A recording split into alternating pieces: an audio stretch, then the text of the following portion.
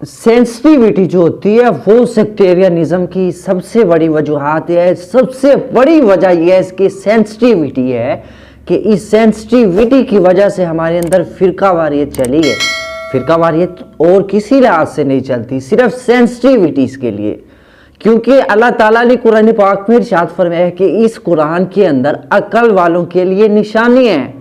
وہ اپنی نشانیوں سے, ان نشانیوں سے تمام تر رستے اختیار کرتے ہیں, ان نشانیوں سے انہیں رستے دکھتے ہیں, منزل کا پتہ چلتا ہے, انہیں تمام تر ہونے والے واقعات کا پتہ چلتا ہے, لیکن نشانیوں سے, واضح طور پر نہیں. عقل مندوں کے لیے یہ نشانیاں ہیں, تو یہ سینسٹیوٹیز کی وجہ سے ساری نشانیاں دیکھی جاتی ہیں.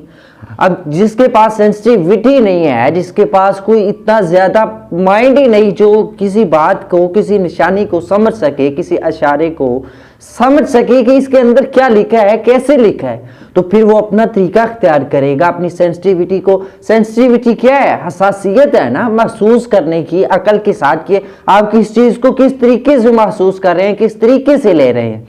نبی پاک کے دور کے اندر بھی تو تھا ہی نا, یہ اہل کتاب ہے نا جن پر قرآن مجید نازل ہوا ہے, لیکن اس دور کے اندر فرقہ واریت کیوں نہیں تھی؟ اس دور کے اندر حضرت ابو بکر پاک نے بھی, حضرت عمر فاروق کا بھی دور آیا, حضرت عثمان غنی کا, مولا علی کا, حضرت امام حسین حسن تک, امام جعفر صادق تک.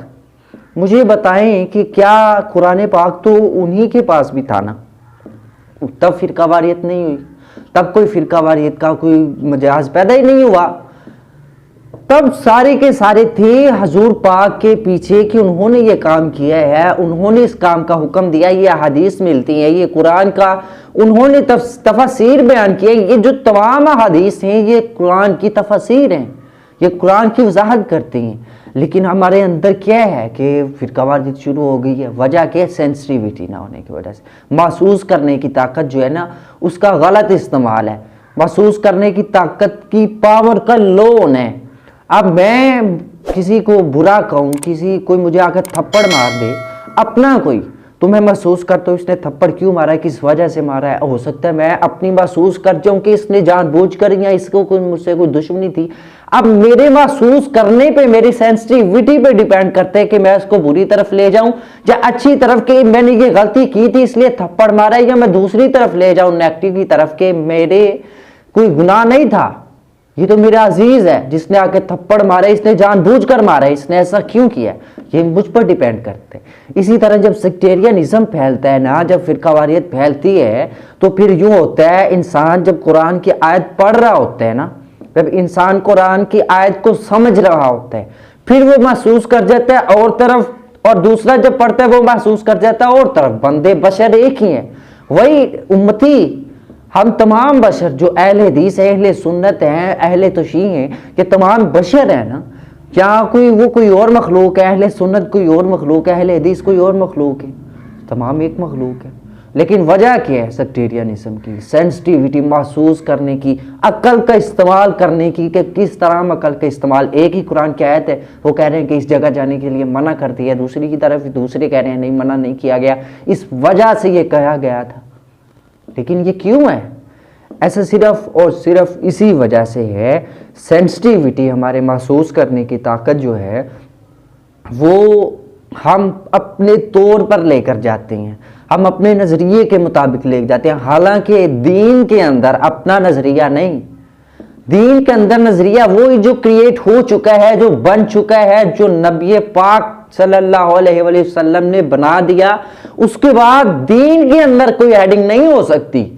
یہاں تو ہم اپنا نظریہ بنا سکتے ہیں نا, قائد اعظم کا نظریہ یہ تھا اور ہمارا نظریہ یہ بھی ہو سکتا ہے, یا کسی سامنے والے کا نظریہ یہ ہے, میرا نظریہ یہ ہو سکتا ہے. لیکن دین کے اندر, دین ایک ایسی چیز ہے, دین کے اندر نیا نظریہ آپ نہیں بنا سکتے. دین کے اندر اسی نظریے کی وضاحت ہوگی جو پہلے موجود ہے, نیا نظریہ بنا کر اس کی وضاحت نہیں کی جا سکتی.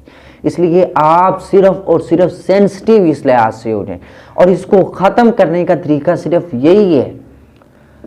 باقی فرقہ واریت انا خود پسندی بھی ہے نا, کہ جو عالم دین کہہ رہا ہے کہ میں بیان کر سکتا ہوں, کوئی بیان نہیں کر سکتا, دوسرا کہتا ہے لو پھر میں تمہارا اپنا نظریہ, میں اپنا نظریہ بنا کر دکھاتا ہوں, یہ ہے. لیکن یہ بھی سینسٹیوٹی کی وجہ سے ہے نا.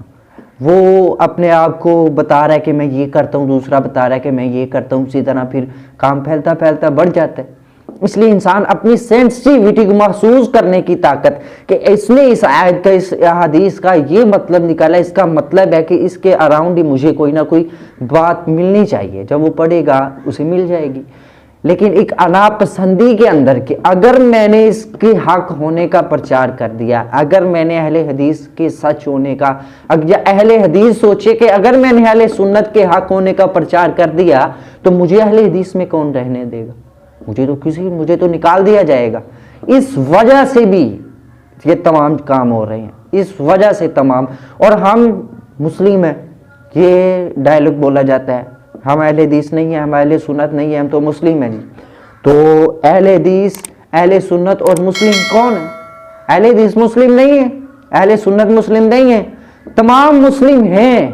لیکن یہ مسلم جو بندہ کہتا ہے کہ میں مسلم ہوں, اس سے بڑی فرقہ واریت کوئی نہیں کرتا.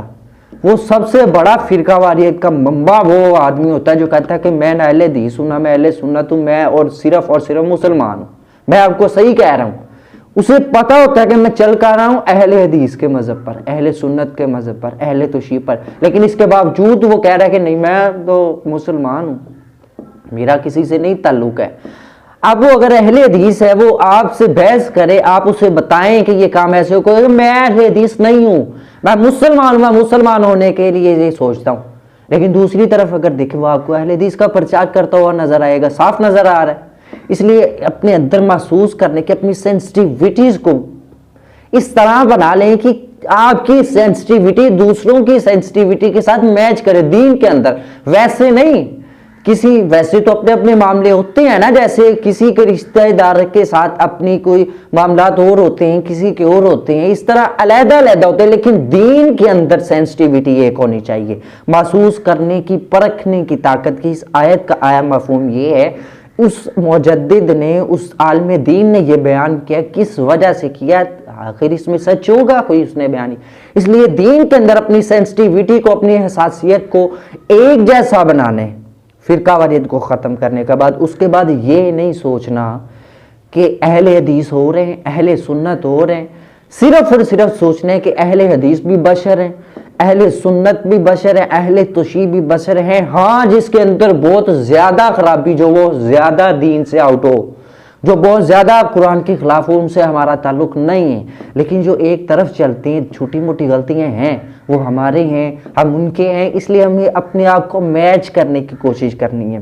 جن کاموں میں اہل سنت سچی ہے, اہل حدیث کو چاہیے کہ ایکسیپٹ کرے, اور جن کاموں میں اہل حدیث سچی ہے, اہل سنت کو چاہیے کہ ایکسیپٹ کرے. اپنی حساسیت کو, اپنی سینسٹیوٹی کو, مائنڈ کو صرف برقرار رکھیں ایک ساتھ, بس. اور صرف یہی ایک وجہ ہے, اور اس وجہ کا حل بھی یہی ہے کہ صرف اور صرف یہی کیا جائے کہ آپس کے اندر اتحاد کیا جائے, اس وجہ سے کہ میں ایکسیپٹ کر لوں جو ان کا سچ ہے, اور ہم ایکسیپٹ کر لیں جو ان کا سچ ہے. بس اس سے علاوہ کوئی اور دوسرا منبع نہیں ہے, کوئی اور دوسرا ذریعہ نہیں ہے. Subscribe to my channel and also press this bell icon.